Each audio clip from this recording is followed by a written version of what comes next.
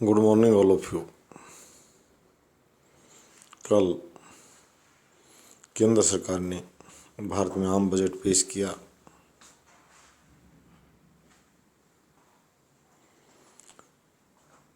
आलोचना और प्रशंसा।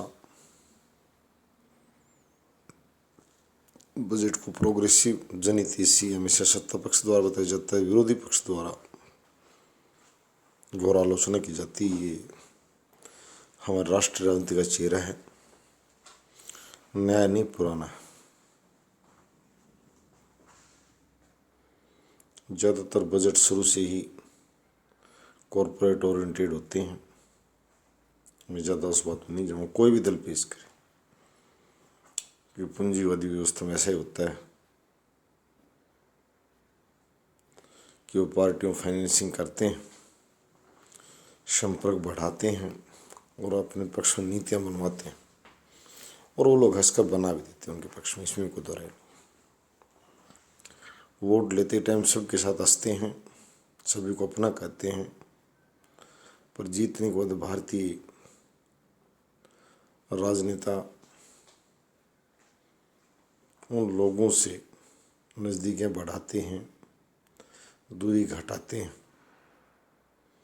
बिजनेस क्लास और उनकी मुनीम, इस प्रकार का राजनीतिक चेहरा है हमारे यहाँ का। कोई नई बात नहीं है, वो चलता रहेगा। सुधार भी धीरे धीरे बढ़ेगा। हमने पहले कहा था कि इस बजट की मुख्य बातों में चर्चा करने के लिए आपके सम्मुख पेश हुआ हूँ आज सुबह। जो डिजिटल यूनिवर्सिटी की बात आई, हमने इनसे पहले भी जो अभियान चला रखा, और यूजीसी और केंद्र सरकार से मांग करते हैं, और सभी राज्य सरकारों से, 28 राज्य सरकारें जो हैं और 3 केंद्र शासित प्रदेशों की जो विधानसभा वाली जो राज्य सरकारें हैं, 31 राज्य और 3 और केंद्र शासित प्रदेशों के बाद में करूँगा केंद्र सरकार। यह मुख्य बात है। हमारे साथ कौन आता है? हमारी यूनिवर्सिटी को हमने पहले कहा था कि पॉलिटी और पॉलिटिकल साइंस पब्लिक एडमिनिस्ट्रेशन के लिए हम भारत में जितने विश्वविद्यालय कार्यरत हैं, चाहे वो सेंट्रल यूनिवर्सिटी और स्टेट यूनिवर्सिटीज, प्राइवेट यूनिवर्सिटीज, हमें दावा कर रहे हैं एफिडेविट के साथ कि पॉलिटी की एजुकेशन हम सबसे आगे जाएंगे, बढ़त बनाते जा रहे हैं। पॉलिटी का हब बनाएंगे। देश के राजनीतिक परिदृश्य को सुंदर बनाने के लिए, नागरिकों में राजनीतिक शिक्षा और समझ बढ़ाने के लिए युद्ध स्तर पर जो कार्य हम करने जा रहे हैं, ये दावा है प्रातःकाल ईश्वर के सम्मुख। ये 900 विद्यालय, और मैं भारतीय प्रेस को कहता हूँ, उसके जिम्मे भी है लोगों में राजनीतिक जागरूकता पैदा करना, लोगों को समझाना कि राजनीतिक दलों के मुद्दों को पढ़ें। किस व्यक्ति को किस पद पर मनोनीत करना, जो काम है वो सीमित लोगों के लिए होता है। राज दरबारों में जनता के सरकारी नीतियाँ काम आती हैं। नीतियों को पढ़ें। यदि किसी राजनीतिक दल ने एमएसपी देने की घोषणा की है या बुढ़ापा पेंशन देने की घोषणा की है, तो निश्चित रूप से जनता उससे वो ले भी लेगी सत्ता आने पर, क्या आपने वादा किया था। तो राजनीतिक समझ बढ़ाएं, राजनीतिक शिक्षा बढ़ाएं, राजनीतिक दलों के मुद्दों को समझें, और अपनी जो अनुकूलता जिसके साथ खाती हो, ज़्यादा जाति आगोश में ना आए। मैं आज यहीं ये कहना चाहूँगा, अच्छे लोगों को मौका दें। नेता की जाति कॉरपोरेट होती है। किसी भी समुदाय से संबंध रखने वाला नेता चुनाव जीतने के लिए जाति का सहारा ले सकता है, परंतु जब आप उसके दरबार में जाकर देखेंगे तो स्थिति आपको उल्ट मिलेगी।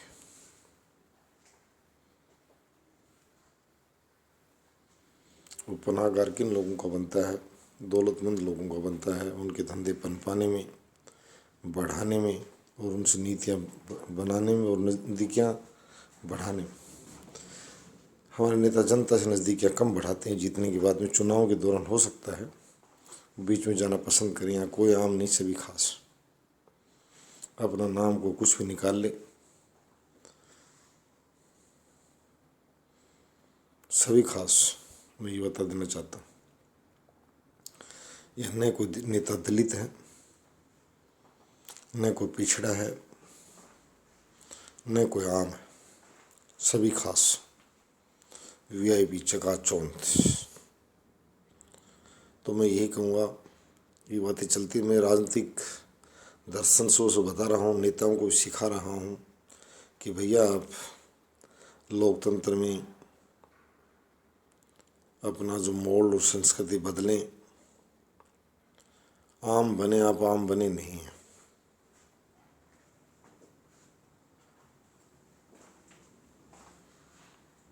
ज़्यादा बताने की जरूरत नहीं, आप स्वयं समझदार हैं।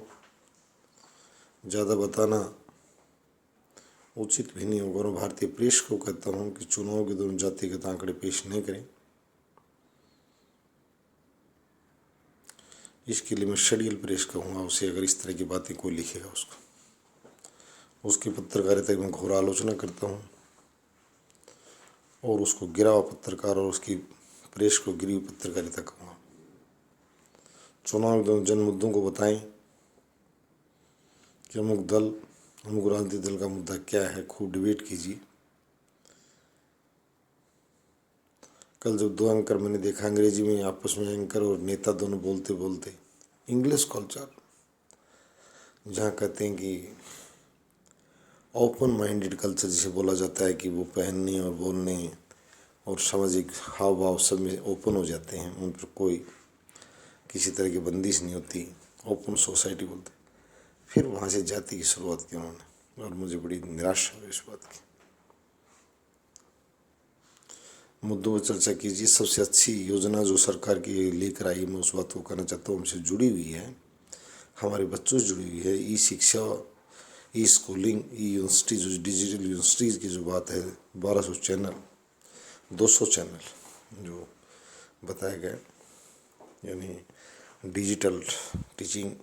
कुछ लोग विरोधी कह रहे हैं और मैं सहमत भी हूँ उनकी उस चिंता से। मैं ये नहीं कह रहा हूँ, समय लगेगा उस ढांचे को खड़ा करने में। उसका भी एक सिस्टम है, वो हम देरी से पब्लिक एडमिनिस्ट्रेशन तहत बताएंगे कि 2 लाख गाँवों तक कैसे पहुँच बनाई जाए। वो हमें पता है, भारत का राष्ट्रपति, प्रधानमंत्री महोदय, मुख्यमंत्री महोदय नहीं पहुँचेंगे सीधे, हैं 2 लाख बच्चे मेरे पास उस कार्य को संभालने के लिए इन्होंने भी नियुक्त कर रखे हैं, ऐसी कोई बात नहीं। डिजिटलाइजेशन टू विलेजेज, इसके लिए ग्रुप, यानी एक सेंटर जरूर विकसित कर दिया जाए गाँव में। हर घर में तो एकदम इतना जल्दी विकसित हो पाना संभव नहीं है। ग्राम मुख्यालय या ग्राम पंचायत मुख्यालय जैसे भी जो है, लर्निंग सेंटर डिजिटल कर दिया जाए, और यही एक मुख्य सहारा बनेगा। मैं बड़ी मॉडर्न टीचिंग हम इसलिए कह रहा हूँ, ओल्ड टीचिंग कुछ लोगों को लाभ हुआ है, 90% लुटा है उसमें, वो 10% अगर परंपरा तो कोई फायदा नहीं है। डिजिटलाइजेशन ज़्यादा हेल्पफुल है, ज़्यादा क्रिएटिव और ज़्यादा रिजल्ट ओरिएंटेड है, मैं बताना चाहता हूँ वास्तव में, और कम खर्चे में अध्ययन करवाया जा सकता है। काफ़ी कार्य सुगम बन जाता है, और भारत के नौजवानों को डरने की जरूरत नहीं है। हमारे लिए तो सॉफ्टवेयर सबसे वरदान सिद्ध हुआ है। जब मैं छोटी कक्षा में पढ़ता था, मुझे याद है जो राजीव गांधी जी बात कर रहे थे डिजिटलाइजेशन की, कंप्यूटर शिक्षा की, तो बड़ी आलोचना हो रही थी भारत के शिक्षित समाज में कि हमारे यहाँ नौकरियाँ घट जाएंगी, पर ऐसा नहीं हुआ।